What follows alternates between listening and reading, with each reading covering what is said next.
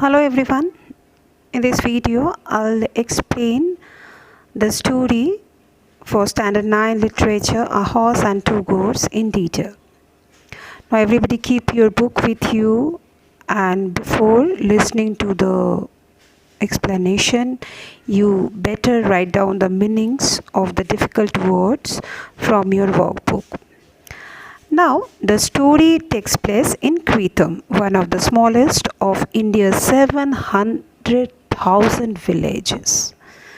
Despite its small size, the village has a grandiose name, that is Kritam, which means crown or coronet in the Indian language of Tamil. There are 30 houses in the village, most of them simple thatched huts. The only sophisticated residence in the village is the big house.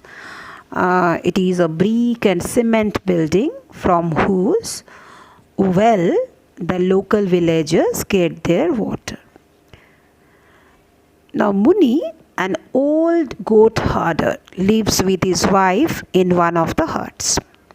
He is the poorest resident of the village.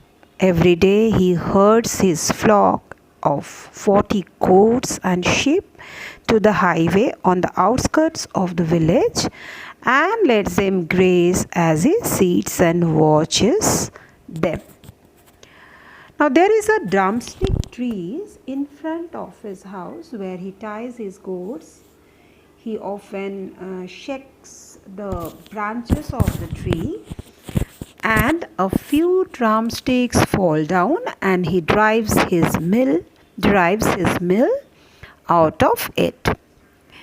His wife cooks some meal out of it, or she cooks for him using millet flour, like we use wheat flour to make our roti or chapati. Similarly, millet is a grain and his wife used to grind flour out of it and gives him in the form of little ball which he swallow with onion.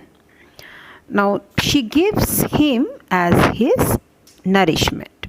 But today when he shook the tree and some of the drumstick fell down, he comes to his wife and says, "Today I want to chew the drumstick out of sauce." That means he doesn't want to eat the same food every day. Though he is poor, he had a desire for more. So his wife said, "You have only 4 teeth in your jaws and you are craving for big things." Now this has a double meaning. One, he is becoming old and he should not think about the test. And the second thing is he is poor, so he does not have enough fortune to eat food like this, means eat in a luxurious way. So she said, "Okay, now let me get the ingredients like dal, chili, curry leaves, mustard, coriander, potatoes, etc." Now Muni has no money. Still he went to the shopkeeper and she goes to the shopkeeper and tries to convince the shop owner to give him on credit by engaging in conversation and laughing at his jokes. But the shop owner shows Muni a ledger of past debts that he owes and says he must pay them off before he can apply for credit. Muni tells him that his daughter will give him some money for his 50th birthday. Although he does not actually have a daughter. Now the shop owner does not believe him and says that you look at least 70. Now children, this means he might be 70 or he looks 70 because of lack of nourishment. Now his wife said, when he doesn't bring any ingredients, then his wife said that you won't get any food. Now take the goat and go. So Muni takes his goats and goes to the highway to let them graze as usual.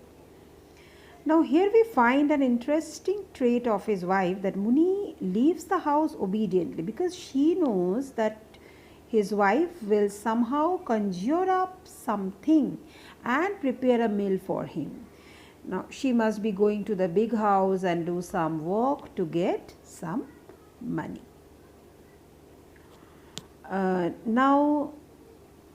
Then, while he goes there to graze his goats, he sits on a pedestal at the base of a clay statue depicting a majestic horse and warrior.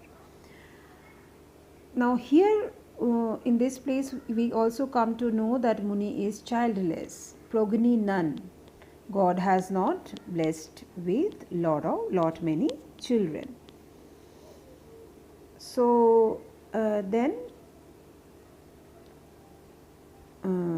he sits there on the pedestal of the statue.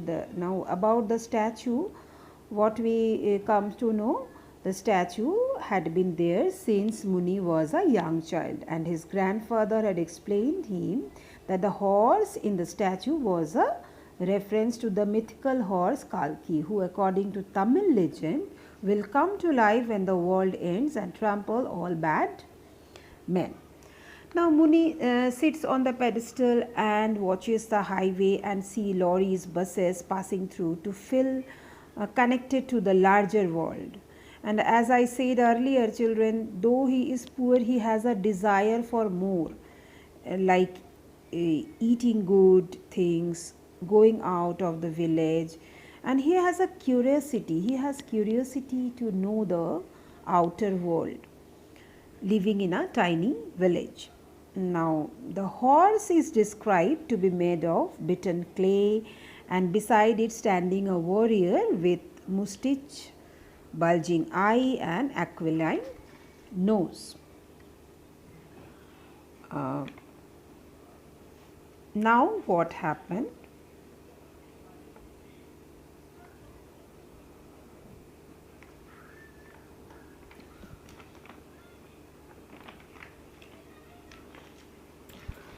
Now, while Muni is sitting there, he sees a yellow station wagon coming towards him down the highway, and it stops abruptly in front of Muni after running out of gas. A red-faced foreigner came out of the car questioning Muni as to whether there is a gas station nearby. But the two men are unable to communicate, as the foreigner, an American tourist, speaks only English and Muni speaks only Tamil. So abruptly, the foreigner looks up at the horse statue and becomes utterly entranced by it, and he exclaims, saying, "Marvelous," repeatedly. Muni is afraid of the foreigner, who is wearing khaki like colonial policemen and soldiers used to wear. And but realizes he won't be able to flee due to his advanced age. Means first Muni is afraid, then Muni thinks that no, he cannot take because he is at advanced age.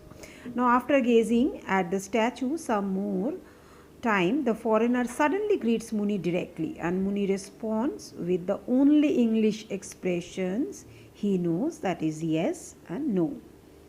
Here the now a narrator introduces a major source of irony around which much of the story's humor revolves: the language barrier between them. The foreigner immediately gives more focus to the statue than to Muni, treating it as an enthralling and exotic object, thus revealing his materialism. Now, Muni, not understanding the foreigner's English, assert defensively that the two goats nearby are indeed his, although many slanderous people in his village might argue about that. Now, the foreigner, equally puzzled by Muni's Tamil, politely offers him a cigarette, and Muni becomes a bit more relaxed at this friendly gesture. Then the foreigner says that he comes from New York and offers his business card, which Muni mistakes for an arrest warrant. Thinking he is in trouble, Muni states that he knows nothing about a recent murder that took place on the border of Pritham and the adjoining village Kupam. The foreigner continues with an unrelated conversation because both of them, they don't understand their languages, asserting that Muni must know when the horse statue was made and expressing dismay and surprise that Muni speaks no English as he has relied on it exclusively thus far in his travels throughout India. So children, this video is this much. Now I am just coming with the next part of the story. Thank you.